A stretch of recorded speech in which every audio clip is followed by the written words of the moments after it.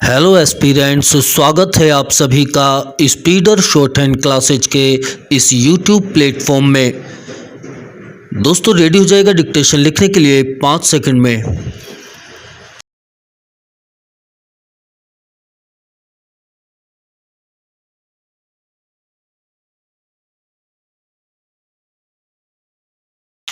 Start.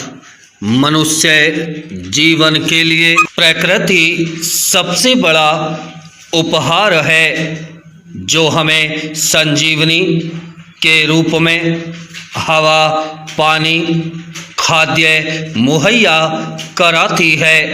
मगर आज हम सब यह जानते हुए भी सब भूल रहे हैं और प्रकृति के साथ खिलवाड़ कर रहे हैं। हालांकि उसकी सजा भी हम ही भुगत रहे हैं। इस बात पर बहस खूब देखी जा सकती है कि अगर अब भी इस खिलवाड़ को रोकने के लिए सख्त कदम उठाए जाएं तो कुछ हद तक आने वाले खतरे को रोका जा सकता है।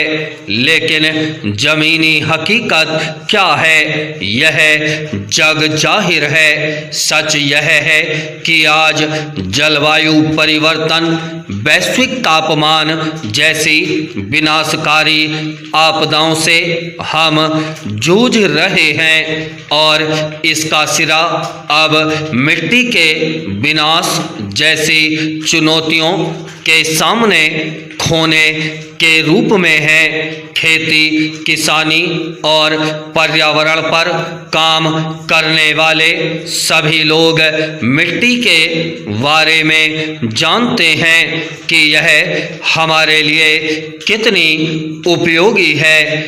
हमारे लिए यह समझना काफ़ी है कि हमारा शरीर मिट्टी से बना है और आखिर इसी मिट्टी में ही मिल जाना है। यानी जन्म से लेकर मरण तक हमारा खान पान, रहन सहन सब मिट्टी पर ही निर्भर है।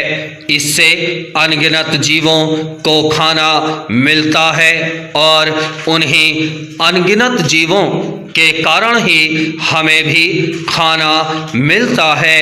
अगर मिट्टी में ये सूक्ष्म जीव नहीं होंगे तो मिट्टी उपजाऊ नहीं रहेगी। अगर इस समस्या का विस्तार होना जारी रहा तो आखिर में पृथ्वी का नष्ट होना निश्चित है।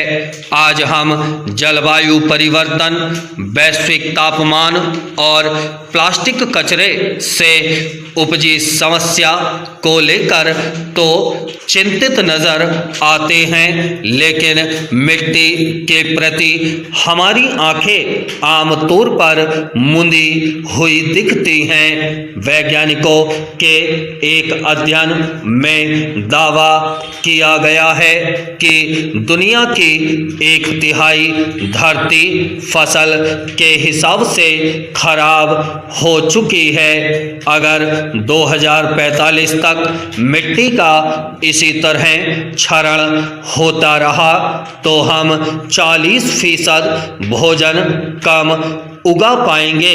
अगर मिट्टी को नहीं बचाया गया तो अगले 45 से 60 वर्ष के भीतर जो बची हुई धरती है वह भी खराब हो जाएगी। अगर ऐसा हुआ तो यह समझ लेना चाहिए कि तीसरा विश्व युद्ध इसीलिए होगा कि भूखमरी और गरीबी पूरे चरम पर होगी। हालात यही होंगे कि जिसके पास जितनी ताकत होगी उसी के घर में ही खाने को होगा। आज हम नई नई तकनीक के पीछे भाग रहे हैं। दुनिया कृत्रिम मेधा, रोबोट जैसी तकनीक के जरिए हर काम को आसान बनाने में लगी है, लेकिन लोग यह भूल रहे हैं कि अगर मिट्टी पर मंडराते खतरे से अभी नहीं निपटा गया तो इस तकनीकी दुनिया का कोई महत्व नहीं होगा।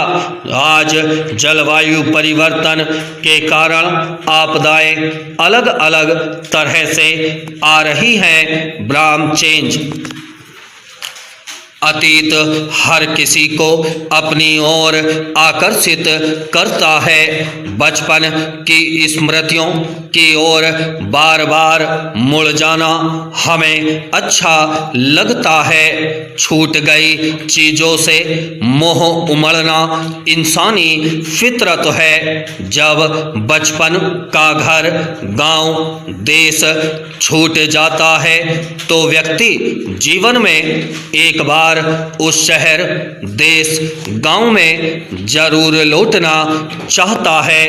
इसी तरह बचपन के खेल खिलौनों को देखकर उसके भीतर का बच्चा कुलबुला उठता है। ब्राह्म स्टॉप।